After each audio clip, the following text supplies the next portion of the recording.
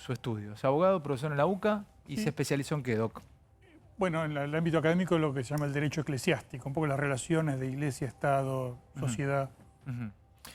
¿Qué pasó con el Papa Francisco que salió del Vaticano? Fue a la embajada, ¿me ayudan? Fue a la embajada Rusa. ucraniana, a la rusa, para tratar de mediar y le habrán abierto la puerta, pero no pasó absolutamente nada comparado con el Papa Juan Pablo II, que me gustaría que comparta este pequeño informe para recordar hacia dónde va el eje y lo charlamos entre todos. Cuando el poder religioso tiene la capacidad de frenar de pronto una etapa comunista, como había pasado con este viaje de Juan Pablo II a Polonia y luego Lech Walesa, como les decíamos, generando sindicatos. Pequeño informe y lo charlamos con el doctor y con toda la mesa. A ver, ¿sigue teniendo el poder religioso capacidad para parar una guerra? ¿Puede el Vaticano parar esta guerra? ¿Puede la Iglesia Ortodoxa rusa parar esta guerra? ¿Puede el poder religioso? Y después lo vamos a ligar con la Virgen de Fátima, porque también allí muchos hablan de la aparición de la Virgen de Fátima en el medio de este conflicto bélico. Por eso, hay un montón de cosas en el medio. Vean el informe, 2 minutos, está buenísimo y lo charlamos entre todos. Juan Pablo II, el Papa de la Libertad. La proclamación de Juan Pablo II como Papa en 1978 fue un punto clave para la caída del régimen soviético, así como de la del Muro de Berlín. La noche caía sobre la ciudad del Vaticano cuando los cardenales eligieron al nuevo Papa. El primer Papa polaco del mundo. Era toda una provocación para el mundo comunista. Stalin, igual que cualquier marxista, veía la religión como una ideología adversa contra la que debían luchar. Se decía que el eterno enemigo americano había influido en la elección del nuevo Papa. Desde el momento que el Papa fue elegido, el amor que sus seguidores sienten por él y la excitación que crea su presencia no ha disminuido. El Papa era conducido alrededor de la plaza de San Pedro para saludar a la audiencia. Escondido entre miles de peregrinos, 3 disparos a corta distancia casi mata al pontífice. Era un asesino contratado, trabajando para el servicio secreto soviético, la KGB. El hecho de que alguien lo quería muerto parecía enfatizar el hecho de lo que él representaba. Algo nuevo y poderoso en el mundo. Es preciso que alejemos de nuestra vida el odio. No había forma de oponerse al poder soviético con la fuerza. Hizo historia y formó el primer sindicato de libre comercio en la Unión Soviética, Solidaridad. La forma de Juan Pablo de hacer las cosas estaba triunfando. En un año, el muro de Berlín cayó. Símbolo de la Guerra Fría, que los ha encerrado por 28 años, había caído. Mikhail Gorbachev más tarde escribió que Juan Pablo, su filosofía y sus pacientes acciones hicieron posible una nueva forma de pensar en todos ellos. Caduta avvenne all'improvviso. Tra questi un ruolo di protagonista ha avuto il Santo Papa Giovanni Paolo II. El legado de Juan Pablo II fue la liberación de un continente. Stąpi duch Twój i odnowi oblicze ziemi. Bueno, vamos a charlar el poder religioso en conflictos militares. Amato, Rafael, si querés meterte, el doctor Agosino. Arrancamos con usted, Doc. A ver, sin duda el rol de Juan Pablo II fue importante en ese momento. Creo que no es comparable con la situación actual. Es otro mundo, es otro papa. Y tampoco podemos comparar lo que era Polonia, un país fuertemente católico, con lo que ocurre en Ucrania, Rusia, que son países de mayoría ortodoxa. Ahí sí hay un gran conflicto interno de la Iglesia Ortodoxa. La Iglesia Ortodoxa tiene un gran problema. Pero la pregunta es, ¿usted cree como estudioso de esto que Juan Pablo II fue a Polonia en viaje como para, o sea, la encontró sin buscarla a esta medalla para muchos de ser uno de los que terminó con el comunismo? No, Juan Pablo II sin duda aprovechó la exposición que le daba su condición de papa para favorecer un movimiento que ya estaba. Ya la sociedad había un hartazgo, ya el comunismo, creo yo, tenía ya un germen de decadencia importante y obviamente Juan Pablo lo potenció. Quizás no fue el principal artífice, pasaron otras cosas, era la época, pasó Reagan, pasó la Guerra de las Galaxias. ¿Se fue el poder religioso de los papas como lo tenía Juan Pablo? Porque este papa nuestro fue a la embajada de Rusia y no supimos nunca más nada. No sabemos si le abrieron la embajada. La Iglesia actúa en 3 campos distintos. Uno es el campo estrictamente religioso. Y el Papa Francisco lo que ha hecho es llamar a la oración, llamar al ayuno, en fin. Algunos creemos que la fe mueve montañas y que esto puede tener un efecto. Stalin decía, ¿cuántas divisiones tiene el Papa? Bueno, no tiene divisiones, tiene eso. Segundo campo donde actúa la Iglesia. ¿Qué decía Stalin? ¿Cuántas divisiones tiene el Papa? Cuando dijeron el Papa se opone a no sé, se burlaba de la posibilidad, del poder que podía tener la fe. Fue una negociación previa al pacto Ribbentrop-Molotov, antes de que comience la Segunda Guerra Mundial. Exacto. Explícame fácilmente, ¿cómo fue, profe? A ver. Rusia era decisiva si se inclinaba para el lado de Alemania o si se inclinaba para el lado de la alianza franco-británica, decidía un poco qué iba a pasar en la guerra. Y entonces hay una conversación de una delegación franco-británica donde va el entonces primer ministro Pierre Laval, que era católico, y entonces en la negociación le dicen esto, lo otro, aquello más allá, y entonces Pierre Laval, un poquito desconectado, dice, bueno, pero ¿por qué no tiene un trato mejor hacia los católicos que están en la minoría católica dentro de la Unión Soviética? ¿Por qué el Papa? Así quedamos bien con el Papa y qué sé yo. Y entonces Stalin irónicamente le dice, el Papa.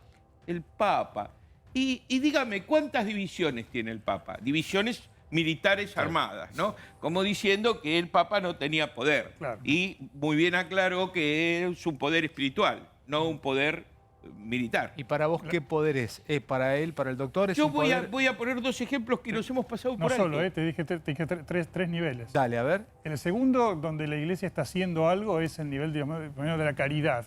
Sí. El Papa ha mandado 2 cardenales que están en Ucrania en este momento. ¿No? Nosotros tratamos de encararlo desde lo político. Y el tercero es el político. Y el político es toda una acción diplomática, que la Santa Sede tiene una enorme experiencia en esto, y la tiene muy difícil en Ucrania por 2 motivos. Primero, porque obviamente que Rusia no respeta especialmente a la Iglesia Católica, pero además, porque como digo, ahí el tema religioso pasa más por la ortodoxia que por la Iglesia Católica. Pero igual, además de visitar la embajada, el Papa ha hecho otras cosas. A ver, profesor, cuénteme, y me pide que lea la palabra Freddy. Hay 2 casos que nos estamos salteando un poquito. Primero es el famoso llamado del Papa a Videla. En el 78, cuando ya estábamos listos, cuando había orden de partida para atacar Chile, íbamos a ir a la guerra con Chile, y el Papa lo llama a Videla. Videla, pese a todas las otras cosas, él se consideraba católico, ¿sí? Entonces lo convence, y Videla reúne a la plana mayor y le dice, yo no estoy convencido de esta guerra, y la Argentina no puede ir a una guerra con Chile cuando su comandante en jefe no está convencido de la guerra. Así que si ustedes deciden ir a la guerra con Chile, van a tener que poner a otro presidente. Y como estaban divididos y como había peleas entre medio y qué sé yo, ahí no se define la cuestión. Había un bando que quería ir a la guerra, un bando que no quería ir a la guerra. ¿Sí? Recuerden las famosas declaraciones de Menéndez, que era... ¿Sí, Amato? Sí. Nos vamos a ir a lavar las patas al... No dijo las patas, dijo nos vamos a ir a lavar las bolas. Bueno. Está bien. Vamos a ser textuales, digamos. Sí. Ese es un caso. Hay otro caso, que es la guerra de Malvinas. El Papa viene para convencer a los mandos militares, por la influencia que tenía dentro del ejército el catolicismo, de no resistir, de decir, bueno, se termina la guerra focalizada en este lugar, porque no se olviden que Galtieri dio orden de lanzar la Brigada Aerotransportada de Córdoba, sabiendo que por las condiciones climáticas y la situación, la mayoría de los soldados iban a morir antes de tocar suelo. Hubo una insurrección interna y ahí lo bloquean a Galtieri y los propios mandos militares, y termina la guerra ahí. Hay un último momento que está llegando en este preciso instante. Seguimos con Amato. Quiero después pasar la foto, esto que hablábamos con Milano. Ya entramos, hay tiempo para todo. Miren esta foto, y en un último momento es una foto satelital, Nacho. Exactamente, Ale, tiene que ver con el convoy ruso, ese convoy de 60 kilómetros de largo de despliegue que estaba a 30 kilómetros de Kiev. Avanzó en las últimas horas, se decía que estaba a 20 kilómetros, habló un funcionario estadounidense, dijo que había avanzado otros 5 kilómetros. Sin embargo, Ale, las imágenes satelitales muestran que el convoy ruso empieza a redesplegarse. ¿Qué quiere decir eso? que empieza a haber movimiento del convoy ruso, pero no directamente hacia Kiev, que puede estar siendo resistido por las tropas ucranianas. Y esto abre el interrogante: ¿qué va a suceder con este convoy ruso? ¿Va a haber un ataque final de Rusia? Mira, estas son las imágenes. Hay imágenes que muestran... Estas son imágenes sobre la nieve que muestran que el convoy ruso aparentemente está teniendo dificultades. Y hay informaciones, por eso lo que vos marcás siempre de la guerra de la desinformación. Hay medios ucranianos que hablan de que el convoy ruso está siendo repelido por las fuerzas ucranianas en las últimas horas. Entonces la pregunta es, ¿va a haber un ataque final de Rusia? ¿Está teniendo inconvenientes? ¿Se están encontrando con dificultades que no tenían previstas? ¿Qué pensás, Amato, de esto? Me interesaba aclarar que San Juan Pablo II, santo de la Iglesia, también actuó como vértice de un triángulo político muy fuerte, que las otras dos patas eran Ronald Reagan y Margaret Thatcher. La idea de que el Vaticano actuara como un factor de poder político es anterior a Reagan y a Thatcher. Después de la crisis de los misiles en Cuba en el año 62, surge la idea de que el presidente de Estados Unidos, John Kennedy, el primer ministro soviético, Nikita Khrushchev, y Juan XXIII formaran lo que se llamó en ese momento un triángulo de la paz. No fue así porque Juan XXIII muere a mediados del año 63, Kennedy es asesinado en noviembre del 63 y Khrushchev barrido del poder en el 64. Y adiós triángulo de la paz. Al parecer, la nueva revolución conservadora que encaró Reagan toma esa idea, pero enfilada directamente a acabar con el comunismo. Y en ese sentido, Juan Pablo II fue un papa eminentemente político, con una frase maravillosa. Va a dar una misa en Varsovia y dice, no tengan miedo. Y ahí se empieza a derrumbar el comunismo. No es un papa netamente político. A mí me parece que sí. ¿Mucho más político que Francisco? ¿Sí? Francisco ¿Qué me dice? Sí, Francisco es jesuita, no te olvides. Es otro momento. Que dice Mato. Francisco es jesuita. ¿Qué justifica? No, me parece que tienen otra manera de moverse, otra manera de decir las cosas, pero en esto yo soy un neófito del profesor. Y ahora voy con ustedes. Es otro momento de la iglesia.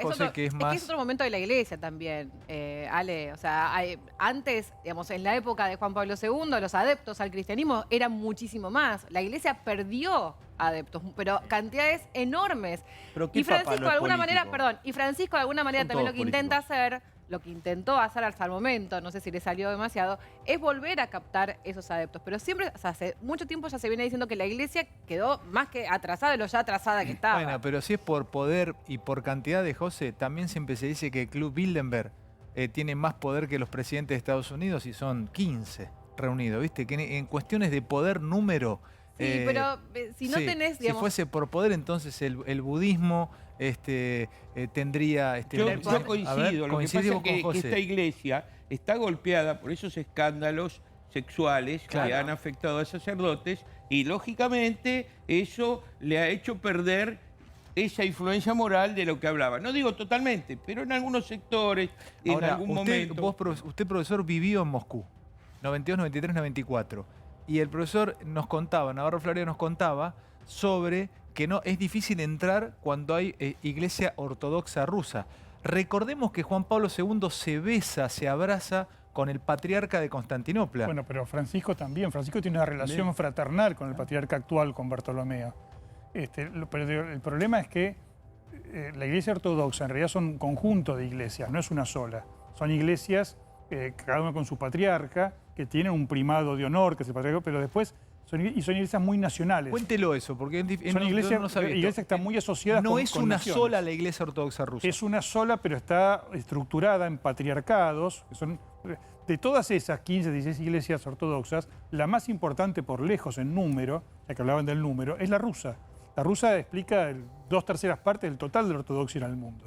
Y con la iglesia ortodoxa rusa, la iglesia católica siempre ha tenido alguna dificultad de relación que el Papa Francisco estaba tratando de resolver. De hecho, él se encontró con el patriarca ruso en Cuba hace 5 años. Pero el reencuentro, habían pasado, ayúdenme, más o menos a vuelo de pájaro, Deben haber pasado 1000 años entre un encuentro, un patriarca, como se encontró Juan Pablo con el patriarca en ese momento. En 1054 se produjo la ruptura de la Iglesia ortodoxa con la Iglesia católica y la reconciliación comienza en el Concilio Vaticano II a mitad del siglo XX.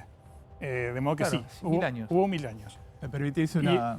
Perdón, el problema que tiene ahora la Iglesia Ortodoxa rusa, que digo, la más importante de las iglesias ortodoxas, es que se ha partido. Porque a partir de la independencia de Ucrania respecto a la Unión Soviética, de la separación, se ha formado una iglesia ortodoxa ucraniana, separada de la iglesia del Patriarcado de Moscú, cuando el origen en realidad es Ucrania. Es decir, el cristianismo entra a esa región por Ucrania. Es muy interesante, ya voy, Freddy. Siga, doctor. A ver, queremos saber, Putin. Sí. ¿Qué religión tiene Putin? Putin bueno, si tiene alguna, es ortodoxo.